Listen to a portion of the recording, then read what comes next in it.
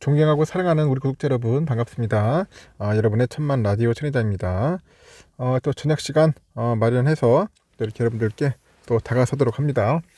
여러분 편안하게 들어주시고 또 재미있게 들어주시면 감사하고 좀 부족하더라도 여러분의 따뜻한 사랑과 응원이 천혜장을 어떻게 보면 또 어떻게 뭐 춤추게 만드는 거예요. 춤추게. 천혜장은 춤을 추고 싶어요. 춤을 추고 싶은데 몸치라서 잘 못 춥니다. 요즘 노래도 잘 못 부르고 좀 답답하네요. 노래 잘 부르는 사람이 참 보기 좋더라. 나는 춤도 잘 추는 사람들. 음주 가무에 좀 뛰어나야 하는데 뛰어나지 못해가지고 좀 아쉬운 면이 좀 있어요. 내가 볼 때는 현재 코스피 지수가 한 달여 만에 2400선 밑으로 이제 내려왔어요. 2400선 밑으로 내려왔는데 내년에 미국의 그 최종 기준금리 그 수준에 대한 불확실성이 현재 커지고 있죠.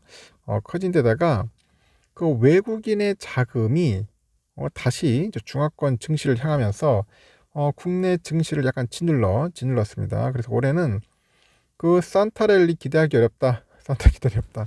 물 건너갔다.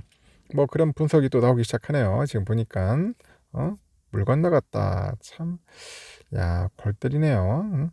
이상하게 이 자금이 우리 쪽에 왔는데 다시 중국으로 가는가 봐.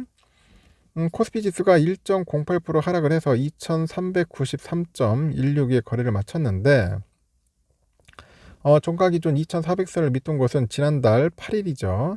8일로 약 한 달 만입니다. 한 달 만에 다시 돌아왔어요. 컴백했습니다. 외국인과 기관애들이 많이 팔았죠. 오늘 외국인 960원, 기관애들이 한 3083억 정도를 이제 풀로 땡겨가지고 이제 순매도를 했어요. 매도를 했고 그러다 보니까 지수는 끌어내렸다 그렇게 보시면 됩니다. 예상외로 견조한 미국의 경제 지표가 발표되다 보니까 미국의 중앙은행이죠. FED가 최종 금리 그 수준이 예상치보다 상향될 수 있다. 그런 전망이 확산된 영향이 있어요. 예상치보다 상향됐다. 미국의 공급관리협회 ISM에 따르니까 지난달 비제조업이죠. 비제조업 구매관리자 지수 56.5로 시장 전망치는 물론이고 10월을 웃돌았어. 10월이 54.4니까 그걸 또 웃돌았더라. 그래서 이 때문에 이제 시장에서는 최종 금리 수준이 연 5%를 넘어설 것이라는 전망이 힘을 싣고 있습니다. 금리는 계속 오르겠구나.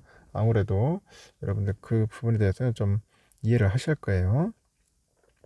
그 3연임에 성공한 시진핑이 인전 독재를 우려해서 중국을 빠져나가던 외국인 자금이 다시 유턴하는 상황도 영향을 미친 거야. 이 자금이 다시 중국으로 들어가는 것 같아. 지난 10월하고 11월 유가증권시장 보니까 7조 원 넘게 순매수하던 외국인들이 이달 들어서 팔자 7,620억 정도를 팔아치웠고 돌아섰어요. 중국의 방역 정책 완화 소식이 전해지다 보니까 그 외국인들이 이제 중국 증시에 투자를 하는 거고 한국 증시에서는 돈을 빼는 현상이 뭔가 뚜렷하게 이루어지고 있다 그렇게 보는 것 같습니다.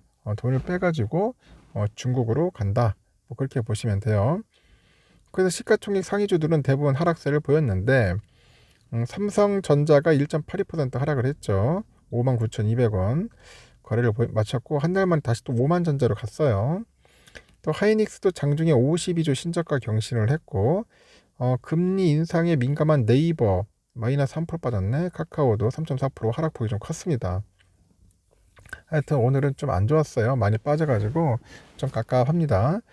그동안에 그 증시 랠리를 주도했던 그 반도체랑 그 2차 전지에 대한 차익 실현 물량도 좀 쏟아진 것 같아. 그래서 기관 애들이 이제 이달 들어서 LG 엔소를 한 1,500억 정도를 이제 팔아치웁니다. 1,500억 정도를 팔아치웠고 삼성 SDI는 한 930억, LG 화학도 한 770억 정도를 이제 순매도를 해요. 같은 기간에 외국인들은 하이닉스 2,830억, 삼성전자 1,760억 많이 매도했죠. 뭐 닥치는 대로 파는 것 같아 보니까. 하이닉스를 좀 많이 팔더라고요. 그래서 하이닉스 주가가 좀 많이 빠졌습니다. 증권가에서는 올해는 산타랠리가 찾아올 가능성에 대해 회의적인 전망을 내놓고 있네 보니까. 코스피도 지난 9월 말부터 11월 11일까지 42일간 이미 15% 상승을 했습니다. 그래서 올 들어서 나타났던 그 반등세가 모두 10% 수준을 넘지 못했던 것을 감안하니까 가장 강한 반등이었다. 뭐 그런 이야기도 있네요. 그 이후에 8월 고점을 넘지 못하고 이제 박스권으로 접어든 거야. 박스권 접어들었다. 이렇게 지수가 2달간 반등을 하다 보니까 코스피 지수의 그 밸류에이션도 이미 저평가 국면을 벗어났다고 하죠. 그래서 이제 투자자의 그 차익 실현 압박이 커지는 구간으로 약간 접어들다 보니까 추가 상승 시도는 약해질 수밖에 없다고 그렇게 설명을 하는 것 같습니다. 13일 발표된 미국의 11월 소비자 물가지일 수 있어요. CPI 15일 날 또 연방공개시장위원회 FOMC 결과를 소화하기 전까지는 당분간 증시는 박스권 수준의 등락이 불가피할 것 같아요. 상당히 안 좋다. 13일 상당히 또 궁금하네요. 13일. 그래서 FOMC 전까지는 지수 방향성을 추종하는 투자는 좀 자제해야 한다. 뭐 그런 이야기를 하는 것 같습니다. 상당히 좀 안 좋아요, 여러분. 지금 보니까 중국이 다시 또 살아나면은 이게 결국 우리가 또 피를 보내요. 보니까 우리 자금이 또 중국으로 자꾸 넘어가다 보니까 주가는 빠지는 것 같고, 우리의 삼성전자가 여러분들 아시다시피 계속 빠지는 거야. 응? 잘하면 한 6만 5천 원까지, 7만 원까지 바라보고 있었는데 어느 순간 또 밀리기 시작하더니 이제 외인들이 계속 팔다 보니까 결국은 맥없이 빠지는 겁니다. 맥없이 빠져가지고 결국 주가는 그리 됐습니다. 하여튼 좀 안 좋아요. 상당히 지금 상태가 안 좋다. 이런 상황에서 여러분들도 그렇고 저도 그렇고 상당히 좀 어떻게 보면 많이 의기소침해질 수가 있어요. 주가가 빠지면은. 근데 한편으로는 뭐 장기 투자하는 사람이 그런 거 신경 쓰면 되나 하는데 사람인지라 연약해.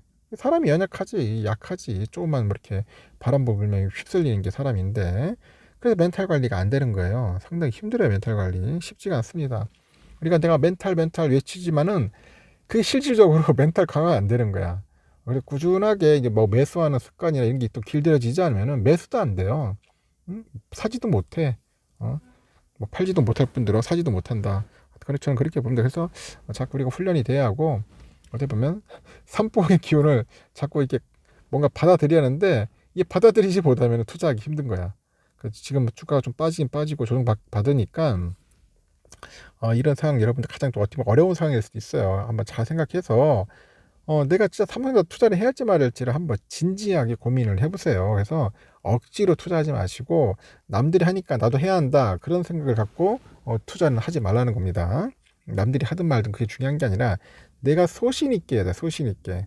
내가 소신 있는 마인드를 갖고 해야지. 그렇지 않으면은 투자는 100점 100배입니다. 100점 100패. 못 버팁니다. 좀만 버틸 뻔 하면 당연히 깨져요. 외인들이 그걸 잘 알아. 기관들이 우리 개미 타는 거 장난입니다. 장난. 말 그대로 그냥 우스운 거야. 우리 연약한 개미들 절대로 쓰러지지 않았으면 좋겠고 꼭 목표한 대로 꼭 이루었으면 좋겠습니다. 상황이 좀 안 좋습니다. 제가 볼 때도 산타랠리는 거의 물 건너 간 것 같아요. 지금 보니까 중국이 저렇게 나오면은 우리는 또 힘들 수밖에 없습니다. 근데 상황을 좀 더 또 한번 보고 체크해 보면서 한번 잘 대응해 보자고요. 일단 여기까지 하겠습니다. 어두운 소식이라서 좀 미안한데 어쩔 수 없습니다. 들려오는 소식이 이렇다면은 이게 받아들이고 뭐 대응을 잘 해야겠죠. 여기까지 하겠습니다.